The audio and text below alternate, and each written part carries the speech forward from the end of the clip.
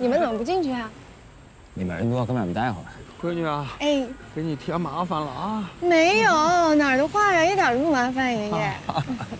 说这个什么议定监护人，还非得要这个公证啊？那当然了，肯定是要公正的。嗯，我吧认识一个熟人，他在这个担保公司上班，他跟公证处的人呀可熟了。上次啊，他带我去做公证啊，根本就没排队，打了个招呼就给办了。等会儿，爷爷，啊，您上次公证什么呀？啊？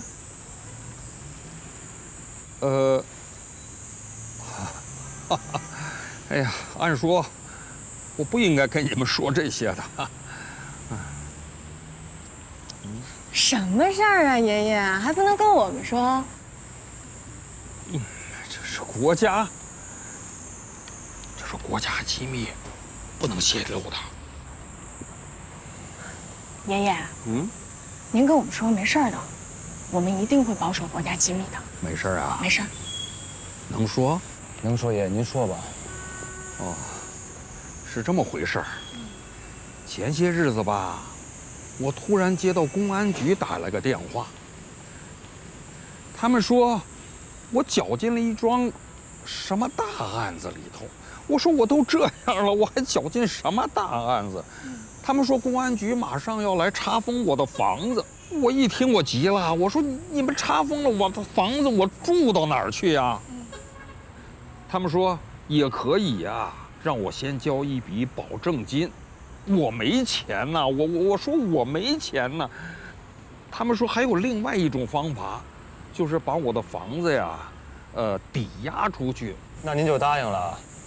嗨，他们证明我清白以后，过段日子房子就还给我了嘛。在抵押期间，我还可以继续住在我的房子里头，不会有事儿的，没事儿啊。爷爷，这事儿您为什么不早跟我说呢？他们不让说嘛，他们规定，包括子女、家属都不能说的。我，这是保守国家的秘密。爷爷，我们都是律师，我们接受过保密教育，有为客户保密的义务，所以这事儿您可以跟我们说，没事儿的，您接着说吧。他们让我去找一个人，这个人呢是做担保的，叫，哦对，叫小江，是他带着我去公证处把房子做了公证的。那这个公证的内容在哪儿啊？能不能让我们看一下？都在这儿呢。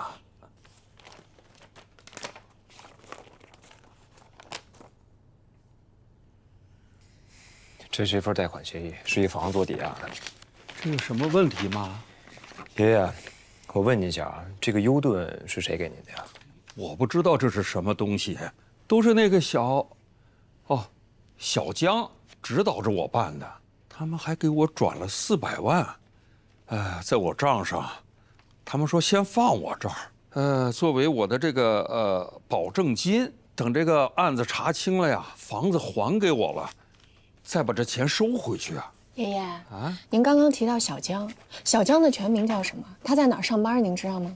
哎呀，这我，哎呀，我是不是让他们给骗了呀？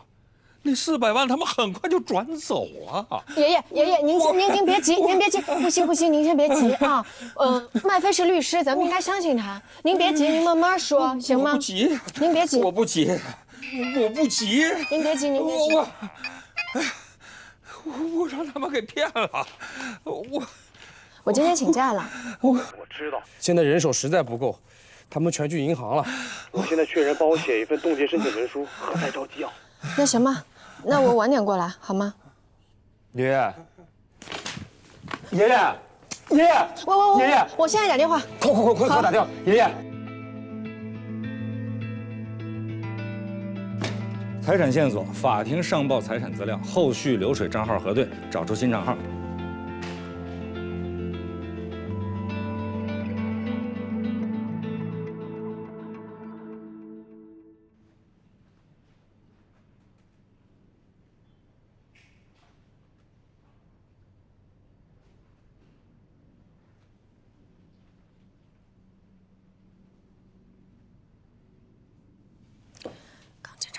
说的啊。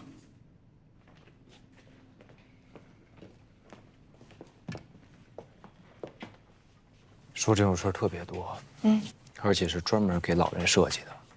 警察现在接到的报案类似案件30多起，都是他们家这一片，都是被骗走了房子，而且有的老人的房子已经被卖掉了。哎，你先别着急，我们好好的想想办法，好吗？我能不着急吗？我本来是想把爷爷的房子给租出去，然后拿着租金送我爷爷去养老院的。那如果我们打官司呢？这个官司根本没法打。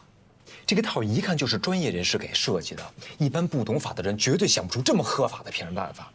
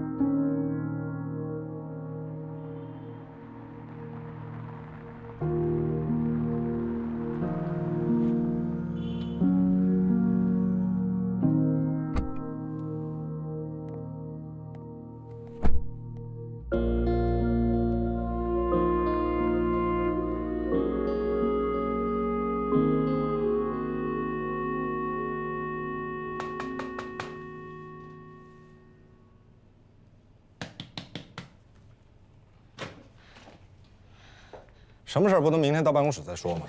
我怕会出人命。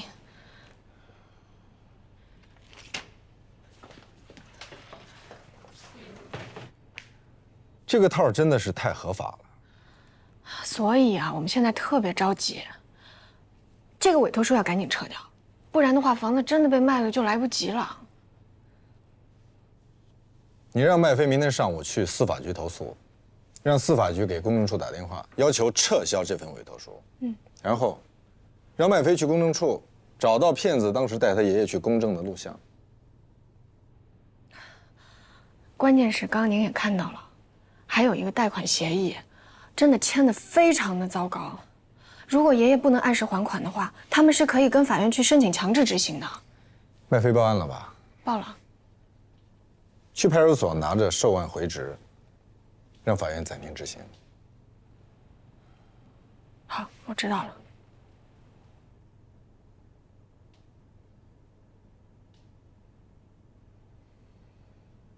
还有事吗？没事儿。那个罗老师，谢谢你，晚安。